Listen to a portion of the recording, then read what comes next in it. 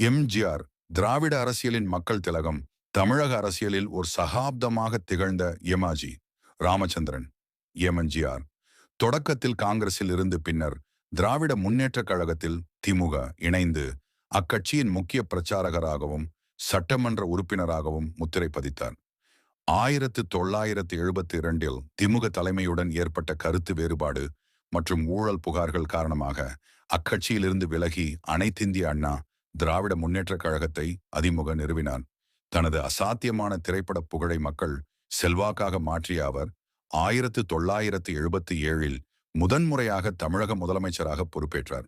அதனைத் தொடர்ந்து 1980 மற்றும் 1984 தேர்தல்களிலும் தொடர் வெற்றிகளை குவித்து 1987 அவர் மறையும் வரை சுமார் 10 ஆண்டுகள் தமிழகத்தின் முதலமைச்சராக தொடர்ந்து ஆட்சியில் இருந்தார். மக்கள் நலனில் மிகுந்த அக்கறை கொண்ட அவர் பள்ளி மாணவர்களுக்கான சத்துணவு திட்டத்தை விரிவுபடுத்தியதுடன் ஏழைகளுக்கான மலிவு விலை உணவகங்கள் மற்றும் பெண்களுக்கு சிறப்பு பேருந்துகள் போன்ற புரட்சிகரமான திட்டங்களை நடைமுறைப்படுத்தினார்.